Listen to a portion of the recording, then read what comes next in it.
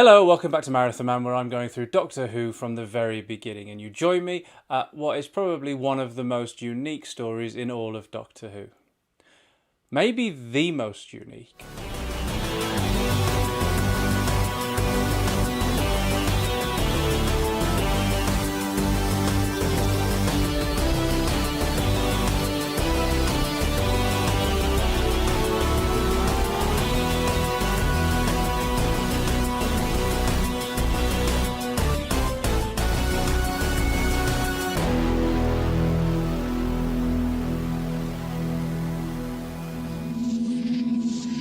I was a bit apprehensive about reaching this one. I mentioned way back at the beginning of the marathon that I've got fond memories of watching the reconstructions of the missing episodes while waiting for connections at airports and train stations. The very first time I did a Doctor Who marathon, and therefore the first time I experienced probably most of the missing episodes, I was working on the road a lot. And they bring back really fond memories of seeing Doctor Who that was new to me while nursing a coffee at the 24-hour coffee shop at, say, St Pancras Station. The very first time I experienced the Massacre, it was a particularly rubbish journey back. I was more tired than I'd ever been, and I was extremely fed up. But it was the Massacre's turn on the marathon, and so I queued it up. Like I say, the very first time I'd ever experienced that story, and it absolutely made my night. I've seen it mentioned several times actually that this is a story which is fashionable to like, even if you might not actually like it. It's one that you say you like to sound impressive. Well, I've always liked it, but I've never considered myself fashionable. I'm not even wearing any trousers when I'm recording this because I shoot from the waist up. And every single time I watch it, it just gets better and better. But I was starting to think that maybe it was due a re-evaluation, especially considering the Mythmakers has recently been deposed from my favourite of all of the stories so far. And believe me, I am well aware that I am in danger of seeming to like everything at this point, especially the Hartnell historicals. It's just that I really love season 3 these days. Last time that came as a surprise to me, and now I'm wondering whether or not the fractious behind the scenes happenings, the changes in producers and Hartnell becoming difficult as a result, I'm starting to wonder whether they bleed into the perception of the stories themselves. But now, just over halfway through the season, I'm not really noticing any of those production issues within the stories themselves. Yeah, okay, there seems to be a very concerted effort to minimise Hartnell's involvement. And that does get worse a little bit later on, but here it kind of makes for the story's biggest triumph. What am I getting at anyway? Is it that because I had such a good time with season 3 the last time and I'm having such a good time with it this time that means I just like it now and that's that? Not really, because nothing is set in stone on this marathon before I've rewatched a story, and that means the Massacre might have hit differently this time. And do you know what? It did, so let's get into it. The thing with season 3 is that the show's very clearly under a different vision by now. After the Daleks' master plan, Doctor Who returned to Earth's history for the first time in what must have felt like ages. And the viewer must have relaxed somewhat. Those 12 episodes ended very bleakly, the whole serial being a very heavy exercise, and we always know where we are when Doctor Who does history. Except that John Wiles seems determined to keep pulling the rug from under our feet. Verity Lambert is credited correctly with a boundless sense of experimentation. It's just that I would say John Wiles displays a similar streak. It's just maybe not quite as strong a vision as Verity's. I feel confident in saying that once again, The Massacre is a story that will stay with me for a long time afterwards. This is a story which managed to enthrall me at 3 AM in a cold and lonely train station while miserable and half asleep in the simple form of just still images and audio. Every time I reach this point on a marathon, it's the story I think about most after it's finished. It's the one that stays with me more than any of the others have done. Now, that isn't to say that it's my all-time favourite Doctor Who story of all time, because it isn't. But I think I'm confident in saying that it's not trying to be fashionable. I like it because I like it. And here, I hope, explains why. After 12 weeks on the run from the Daleks with a battery and an assassin in tow, while a crazed megalomaniac plans his wedding to the Dalek Supreme, it is a breath of fresh air to be somewhere new, and what really helps is that for the first time we have a one companion dynamic. Beyond a scene in the Time Meddler where before they realise Stephen is aboard, we've never really seen the Doctor with just one companion, and that's something else different which sets this one apart. And the fact that it's Stephen makes for a really nice relationship given everything that the pair have just been through. Peter Purvis, who I mentioned I haven't really spoken about yet, is just fantastic. I've been waiting to cover the Massacre before I started talking in length about Stephen because this seemed to be the most appropriate place to do it. What we have here is a companion we've known for a while and grown to like, become effectively stranded out of its own time with no way of moving on, and the programme has never really truly looked at that before beyond the Doctor himself.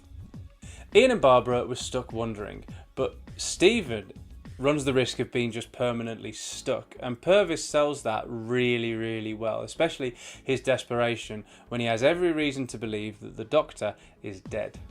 The cliffhanger to the Priest of Death as Stephen runs for his life from a baying mob after finding the murdered Abbot is one of the most effective the show has pulled off. Endanger the crew with Daleks, place them in peril before Zarbi, or sentence them to death on an alien world. We can only use our imaginations about those. Conversely, we know just how dangerous human beings can be. We know just how unenlightened we were and how unenlightened we still can be. And so all of those things mean we know exactly how much danger Stephen is in. Here is another reason why I have a lot of time for this story. Yes, Stephen is stranded without the Doctor and out of time. But there's something else at play here that really hammers home how marooned Stephen actually is, and it's something of a masterstroke, and it's the minimisation of Hartnell's presence which really helps to sell it. The Crusade managed something similar purely through the sheer brilliance of Julian Glover and G. Marsh's performances, and that is that Doctor Who feels like it has blundered into another programme entirely for a couple of episodes. There, a sumptuous BBC historical drama about Richard the Lionheart, and here, a sumptuous BBC historical drama about the Huguenot Massacre. Except that here, it doesn't really feel like it's a product of the performances, a happy accidental byproduct of a top tier guest cast, even though this story does have that. Now here, it feels like it's intentional. After spending 12 episodes set firmly in, and in the process expanding, the Doctor Who universe with returning monsters, returning characters, and world building an actual future society, to step out of all of that entirely for 4 episodes, quite so starkly, feels very disorientating. This don't feel like Doctor Who is a legitimate thing to say about the Massacre, but I just also happen to think that it's inadvertently paying the show a massive compliment and congratulating the makers on a job well done. Plonking Stephen down in 16th century France without the Doctor is enough to strand him, but given the show's universe and history spanning remit, we sort of know he isn't, not really. Taking him out of the actual show and plonking him down in a whole other one, well, that'll really make Stephen feel out of his depth. And he is, because that's exactly what the Massacre feels like. A whole other show with a load of stories already in motion that just so happens to feature Stephen. Purvis has been brilliant from the get-go, and if the get-go isn't measured as Morton Dill. But it isn't until this story that I really notice what a brilliant performance he gives as Stephen. This is easily his best showing yet. It's the one he has to carry, and it's the one he manages to carry. With ease, above his head, and with his left hand.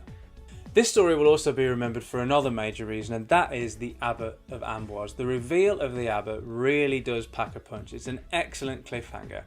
And we sometimes forget that we already know this story when we're going in, and I think sometimes that could possibly harm its reputation. To many of us, it's the one where Hartnell also plays the Abbot. But take that foreknowledge out of the equation, which is only fair to the serial, and it throws up a whole lot of questions. Is that the Doctor pretending? Is that where he's gone and why he hasn't met Stephen? And why is he masquerading as the Abbot? This subterfuge on the script's part is kept up very cleverly throughout. Other characters not trusting him, as they say so frequently, keeps up the pretense that maybe it is the Doctor pretending. But then Hartnell gets credited as the Abbot rather than the Doctor, and all of a sudden we're thinking, oh, maybe he isn't pretending. In which case, where the hell is the Doctor? It isn't really put to bed, even when the Abbot is murdered, because if that really is the Doctor, then Stephen is completely screwed. And the stakes may have been raised higher than this in terms of universe or galaxy ending peril, but they've never been raised quite like this. Now, it's a departure for sure, and not something that Doctor Who has really attempted before, but that excites me. There are clues, of course, that the Abbot is not the Doctor. Hartnell's performance as the Abbot is suitably different, and in fact it's his performance as the Abbot that reminds us just how damn good he is as the Doctor. Not once does he fluff, maybe a result of fewer lines to learn. Not once does he chuckle, not once does he go, It would be wonderful to see this performance properly, to even see what he looked like as the Abbot, to see exactly what it is that Hartnell does in the part. Seeing this would only solidify just how strong his performance as the Doctor is. The plots and characters at work here are very richly drawn. We know that Stephen is a good guy, and we know full well that he isn't going to knowingly betray Anne. He's taking her back to the Abbot's house because he thinks that he thinks the Abbot's the Doctor. And hell, maybe the Abbot is the Doctor. But from Anne's point of view, he's just thrown her to the wolves, so we can completely sympathise with that as well. This is a really dense story, sneaking in about as much into its 4 episodes as the previous story did in 12, 13 if you count Mission to the Unknown. If the Daleks' master plan is a sumptuous all-you-can-eat Doctor Who buffet, then I like to think of the Massacre as a refined tasting menu. When the Doctor does return proper, it's a wonderful moment. Now, I could do with maybe a little bit more of an explanation for his absence than unavoidably detained, but it's not unbelievable and I can believe it.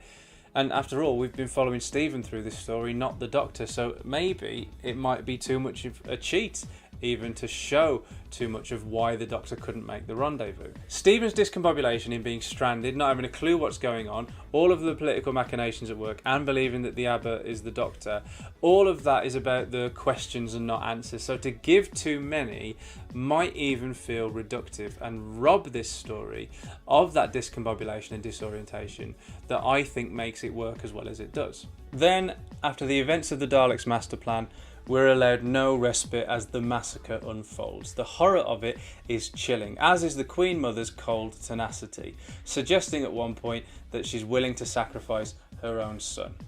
And Stephen's anger is understandable, though we've spent enough time with the Doctor to also see where he's coming from. It means that the extended coda, which sees Hartnell and Purvis on unimpeachable form, packs an extra wallop because we can truly sympathise with both sides.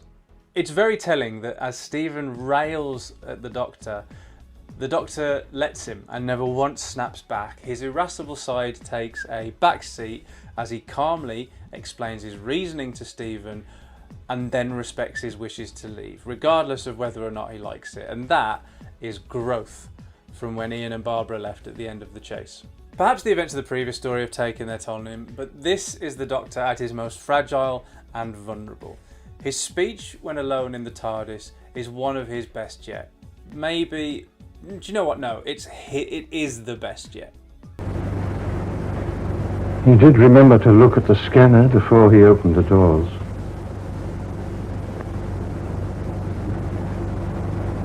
Now, and all gone. All gone. None of them could understand. Not even my little Susan or Vicky. And as for Barbara and Chesterton, they were all too impatient to get back to their own time. And now, Stephen. Perhaps I should go home, back to my own planet. But I can't. This is doubly moving because this is the first time he has opened up to us. He's chatted away to himself about 1066 or, other things he's got excited by. But this is the first time in the absence of a companion that he has confided and opened up to us. When I finish this story, I always go back and rewatch that part as soon as it's finished. It is phenomenal. Then enter Dodo and re-enter Stephen. Apparently, Ian and Barbara were meant to cameo at this point, and I think that's the final piece of evidence as to how much I love this story, and that is that Barbara, my all-time favourite companion who I love and miss dearly, is unnecessary. Her name check in the Doctor's speech is enough. We don't need to see her. So, it sounds like I still love it, right? Why did I say that it hit differently on this marathon? Well, as I said, this is a story which gets better and better every time I watch it. It's never usually been a contender for the very top spot at this point. The Aztecs and the Time Meddler both exist in their entirety. Therefore, the Massacre has always been something of a disadvantage. Even though it does shine through its fairly limited reconstruction. Limited in terms of the materials with which to make one, not in the efforts of loose cannon, I have to stress that. They've done a fantastic job, twice. I just mean that the odds are stacked against it becoming the cream of the crop, the top of the list. Except that I feel like this time it may well be, at least in with its best ever chance. We'll have to wait for definite until I rank them all at the end of season 3, but I don't think I've ever enjoyed the Massacre this much before. There we have it, 106 episodes into the marathon, and I am delighted to firmly be a season 3 fanboy these days. I feel invigorated and sorely tempted to take back what I said about John Wall's lacking vision. This is a Hartnell historical, yes, but it's also vastly different from any of the historicals that have come before. I mean, vastly different from any story that has come before. That it's very obvious that the show is in different hands now. Given the experimentation on show, the Daleks' master plan was actually commissioned before the new regime took control. This is clearly not a show lacking vision. It's just a very different vision from before. And no matter how different, this is still just as good as the other Hartnell historicals, maybe even better. So, if it is fashionable to say you like it, that is not why I say I like it. If I ever say I like it, it's because I'm actually downplaying how much I love it. I mean, I like the intrigue and Stephen's marooning in Paris, but that extended coda takes my breath away. Perhaps the Doctor could have provided a tiny little bit more explanation as to where he'd been.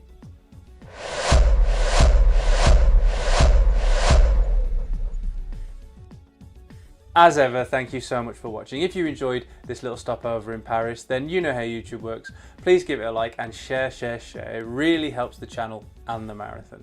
And what do you think of the Massacre? Do you think it's a high point of season 3, or is it a boring plod that doesn't even have the Doctor in it properly? Is Stephen given a lot of chance to shine, or might as well you call it the Massacre? Let me know in the comments below, and I'll see you back here soon for a trip further forward in time than the show had ever gone by this point. So if you don't want to miss that, hit the subscribe button, clang the cloister bell, and I'll meet you in the security kitchen.